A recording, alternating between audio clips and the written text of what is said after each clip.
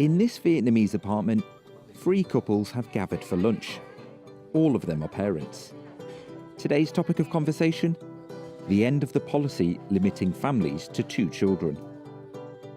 Do you remember Vietnam's slogan for so many years? Stop at 2 children so you can raise them well.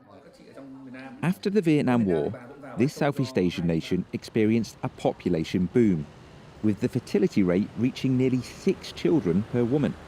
But the communist government was determined to lift the population out of poverty and introduced a 2-child policy in 1988. It mainly targeted civil servants and military personnel, who were easier to monitor and punish. Those who violated the rules could face demotion or lose bonuses and benefits. This man is a soldier and the father of 2 children. Together with his wife, they were always careful not to have a 3rd child. She even underwent 2 abortions. At the time we got married, there were still policies stating having a 3rd child could affect my husband's career and our family's life. That's why for many years I believed I would only have 2 children. But now that the regulations have become more flexible, we are considering having a baby girl. The government believes that ending this policy is a potential solution to a sharp decline in Vietnam's fertility rate. Officials are worried because this rate has fallen to just 1.9 children per woman. That's below the replacement level of 2.1. In the cities, the decline is even steeper. Here in Hanoi, the fertility rate has fallen to fewer than 1.5 children per woman.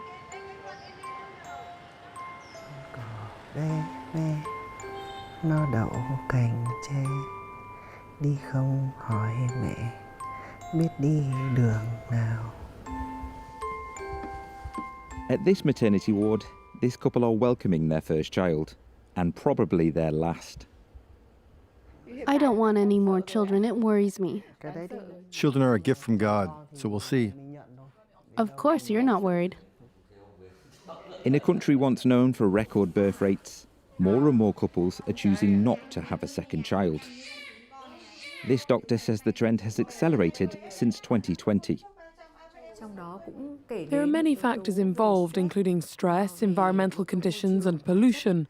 It's also linked to work pressures, professional constraints, and changes in our lifestyles. As society develops, we are no longer living as our grandparents did, when families commonly had 5 or 7 children.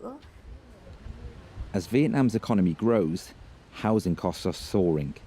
In Hanoi, apartment prices have tripled in just 10 years. Yet the minimum wage remains around €200 per month. This economic environment does little to encourage people to have more children, despite government incentives.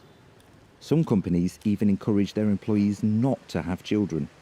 These organisations hire young women and secretly require them to sign illegal agreements promising not to become pregnant. Lynn is 25 years old and works for one of these companies. For her protection, she agreed to speak anonymously.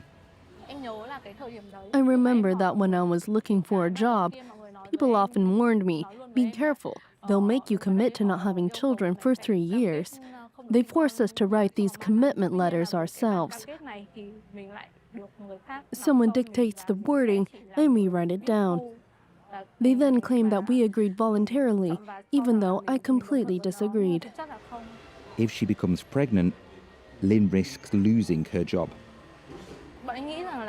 You might think that if this issue became public, my employers wouldn't dare show the letter, but it contains my handwriting and my signature. It creates a deep internal conflict and a lot of frustration. Whatever I do, I feel treated unfairly, oppressed and powerless. Yet despite all that, I don't know how to defend my rights.